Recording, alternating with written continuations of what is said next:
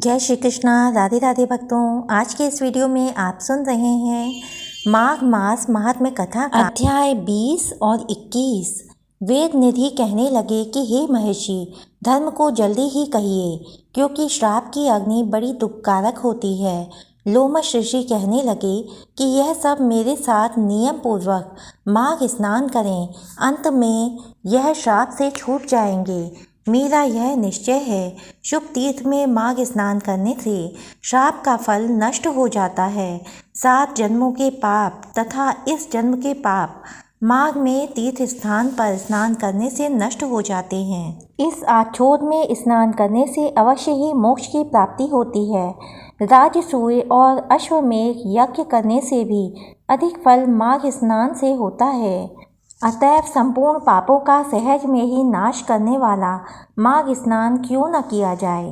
लोमश जी कहने लगे, पूर्व काल में अवंती देश में वीरसेन नाम का राजा था। उसने नर्मदा के किनारे राजसूय यज्ञ किया और अश्वमेध यज्ञ भी किए, जिनके खंभे सोने के बनाए गए। ब्राह्मणों को अन्न का बहुत सा दान किया और बहुत सी गायें, सुंदर वस्त्र और सोने के आभूषण दान में दिए।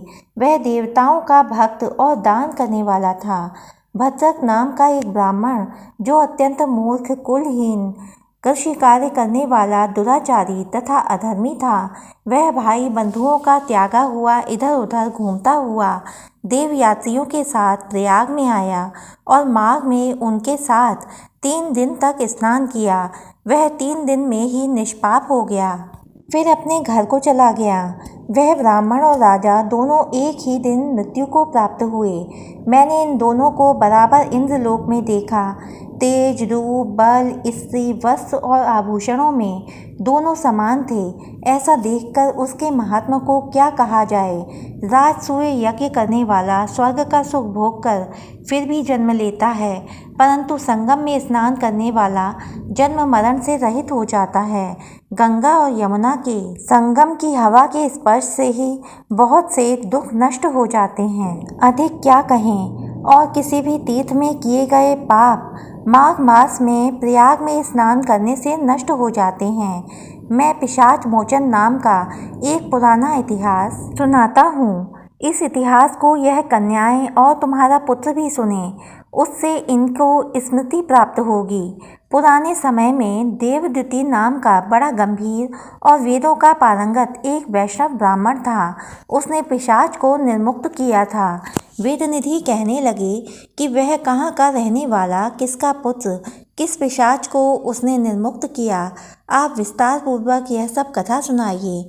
लोमश ऋषि ने कहा, किल्पज्ञ से निकली हुई सुंदर सरस्वती के किनारे पर उसका स्थान था।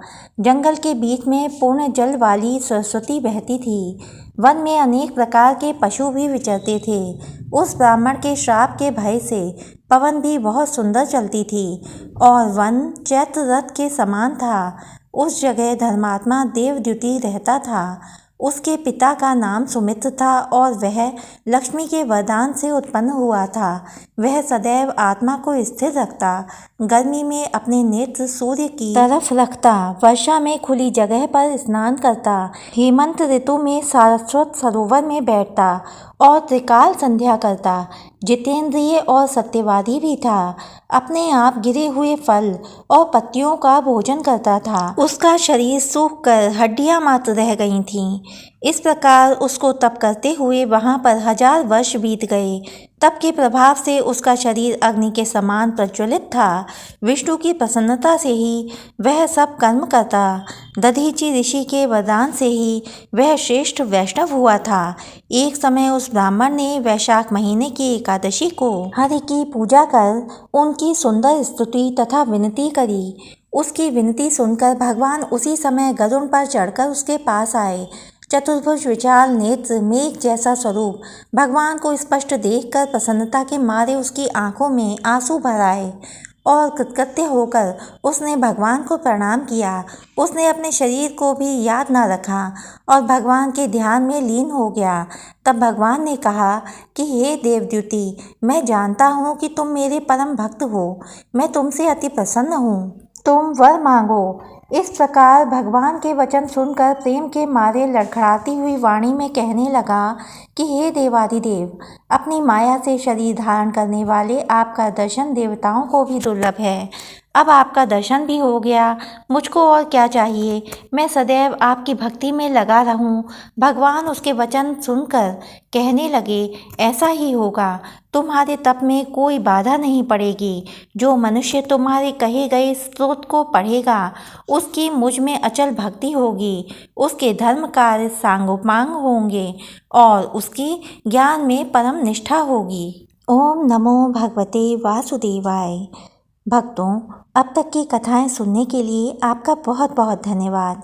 इससे आगे की कथाएं सुनने के लिए हमारे चैनल को सब्सक्राइब कीजिए, वीडियो को लाइक कीजिए और कमेंट बॉक्स में जय हो लक्ष्मी नारायण भगवान की जरूर लिखें। जय श्री कृष्णा, राधे राधे।